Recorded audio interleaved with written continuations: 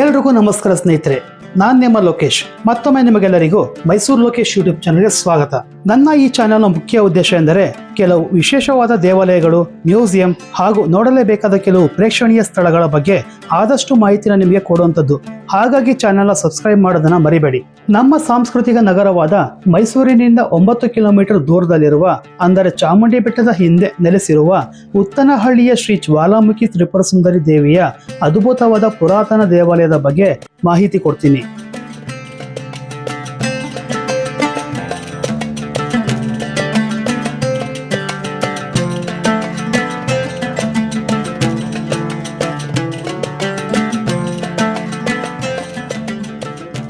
ಸ್ನೇಹಿತರೆ, ಭೂಮಿಯಲ್ಲಿ ರಾಕ್ಷಸರ ಅಟ್ಟಹಾಸ ಮಿತಿ ಮೀರಿದಾಗ ಭಗವಂತ ಅವತಾರವನ್ನ ಎತ್ತುತ್ತಾನೆ ಎಂದು ನಂಬಲಾಗಿದೆ.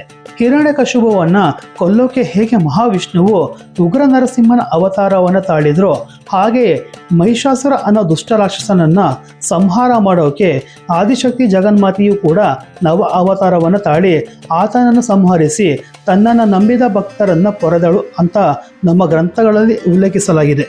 ಮಹಿಷಾಸುರನನ್ನ ಸಂಹರಿಸಿದ ಶ್ರೀ ಚಾಮುಂಡೇಶ್ವರಿಯು ಮೈಸೂರಿನಲ್ಲಿ ನೆಲೆ ನಿಂತು ಭಕ್ತರನ್ನು ಸಲಹುತ್ತಿದ್ರೆ, ಚಾಮುಂಡಿ ಬೆಟ್ಟದ ಸನಿಹದಲ್ಲೇ ನೆಲೆ ನಿಂತ ಈ ದೇವಿಯು ತನ್ನಲ್ಲಿಗೆ ಬರುವ ಭಕ್ತರ ಸಂಕಷ್ಟಗಳನ್ನು ನೀಗಿಸುತ್ತಾಳೆ. ಶ್ರೀ ಚಾಮುಂಡೇಶ್ವರಿ ದೇವಿಯ ಸಹೋದರಿಯಾದ ಉತ್ತನಹಳ್ಳಿಯ ಜ್ವಾಲಾಮುಖಿ ತ್ರಿಪುರ ಸುಂದರಿ ದೇವಿಯನ್ನ ಉತ್ನಾಳಮ್ಮ, ಉತ್ತನಹಳ್ಳಿಯ ಮಾರಮ್ಮ ಎಂದು ಹೆಸರುವಾಸಿಯಾಗಿದೆ. ಚಾಮುಂಡಿ ಬೆಟ್ಟದಲ್ಲಿ ಚಾಮುಂಡೇಶ್ವರಿ ದೇವಿಯು ಪೂರ್ವಕ್ಕೆ ಮುಖ ಮಾಡಿ ನಿಂತಿದ್ರೆ, ಉತ್ತನಹಳ್ಳಿ ಕ್ಷೇತ್ರದಲ್ಲಿ ಈ ಜಗನ್ಮಾತೆಯು ಪಶ್ಚಿಮ ದಿಕ್ಕಿಗೆ ಮುಖ ಮಾಡಿ ಭಕ್ತರನ್ನು ಹರಸುತ್ತಿದ್ದಾಳೆ. ಹೀಗೆ ಮೈಸೂರನ್ನು ರಕ್ಷಿಸುವ ಅಧಿದೇವತೆ ಎಂದು ಈ ದೇವಿಯನ್ನು ಕರೆಯಲಾಗುತ್ತೆ. ದೇವಾಲಯದ ಗರ್ಭಗುಡಿಯಲ್ಲಿ ನಾಲಿಗೆ ಹೊರಚಾಚಿ ನಿಂತಿರುವ ಬಂಕಿಯಲ್ಲಿ ದೇವರನ್ನ ಪ್ರತಿಷ್ಠಾಪನೆ ಮಾಡಲಾಗಿದೆ. ಈ ದೇವಿಯನ್ನು ಭಕ್ತಿಯಿಂದ ನಂಬಿ ಬಂದವರಿಗೆ ಬದುಕಿನ ಸಂಕಷ್ಟಗಳು ಮಂಜಿನಂತೆ ಎಲ್ಲ ಕರಗಿ ಹೋಗುತ್ತೆ ಎಂದು ನಂಬಲಾಗುತ್ತೆ.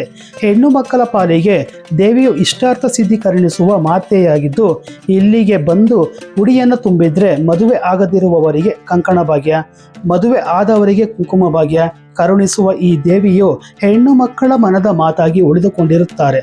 ಹಾಗೆ ಇಲ್ಲಿ ಪ್ರತಿದಿನ ಮನಸ್ಸಲ್ಲಿ ಭಕ್ತಿಯಿಂದ ಸಂಕಲ್ಪ ಮಾಡಿ ವರ ಕೇಳುವ ಪದ್ಧತಿ ಕೂಡ ಇದೆ.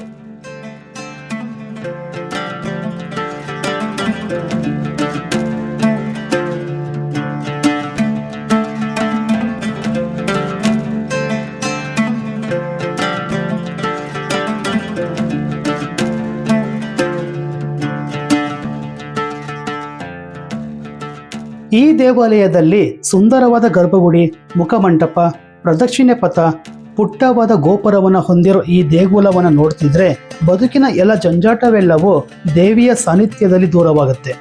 ಅತ್ಯಂತ ಶಕ್ತಿಶಾಲಿಯಾದ ಈ ದೇವಿಯು ತಾಯಿ ಚಾಮುಂಡೇಶ್ವರಿಯ ಸಹೋದರಿ ಎಂದು ಕರೆಸಿಕೊಳ್ಳುವ ಬಗ್ಗೆ ನಮ್ಮ ಪುರಾಣದಲ್ಲಿ ಒಂದು ಕತೆ ಕೂಡ ಇದೆ. ಬಹಳ ಹಿಂದೆ ಮಹಿಷಾಸುರ ಅನ್ನೋ ರಾಕ್ಷಸ ದೇವತೆಗಳನ್ನ ಹಾಗೂ ಜನರನ್ನ ತುಂಬಾ ತೊಂದರೆ ನೀಡ್ತಾ ಜೀವಿಸ್ತಾ ಇರ್ತಾನೆ. ಈ ರಾಕ್ಷಸನನ್ನ ಸಂಹರಿಸಲು ಆದಿಶಕ್ತಿಯು ಚಾಮುಂಡೇಶ್ವರಿಯ ಅವತಾರವನ್ನ ತಾಳಿ ಮಹಿಷಾಸುರನೊಂದಿಗೆ ಯುದ್ಧ ಮಾಡ್ತಾಳೆ.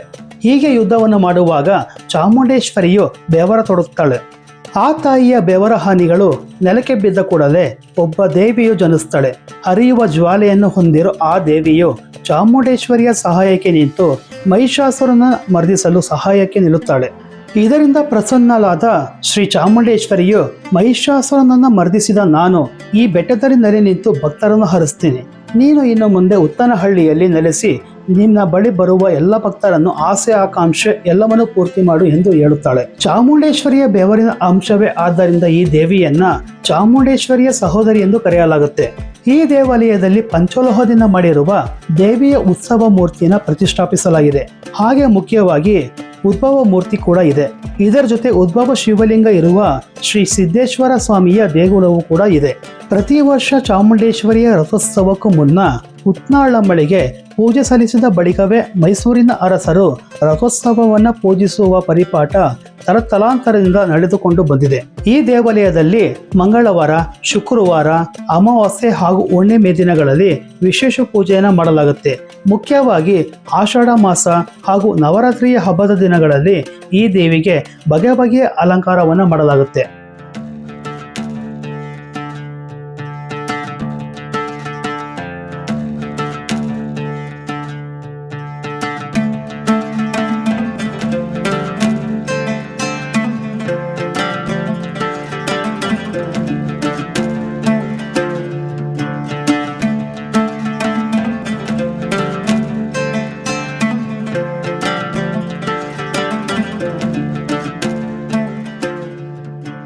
ಮಾಘ ಮಾಸದ ಶುಕ್ಲ ಪಕ್ಷದಲ್ಲಿ ಮೊದಲನೇ ಭಾನುವಾರದಿಂದ 3 ದಿನ ಜಾತ್ರೆಯನ್ನು ನಡೆಸ್ತಾರೆ.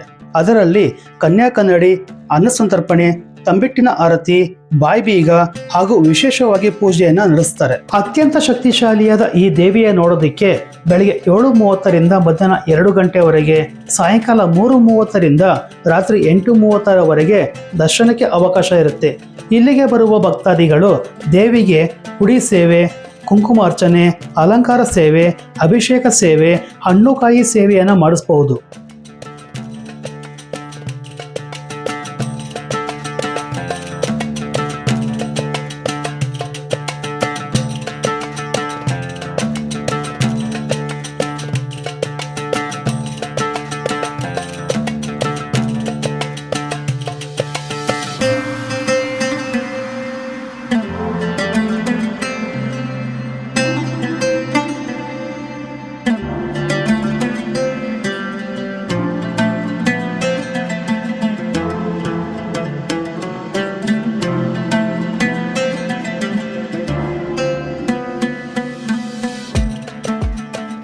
ಸ್ನೇಹಿತರೆ, ನನ್ನ ಇವತ್ತಿನ ವಿಡಿಯೋ ನಿಮಗೆ ಇಷ್ಟವಾಗಿದ್ದರೆ ಲೈಕ್ ಕೊಟ್ಟು ನಿಮ್ಮ ಅಭಿಪ್ರಾಯನ ಕಮೆಂಟ್ ಮಾಡಿ ತಿಳಿಸಿ.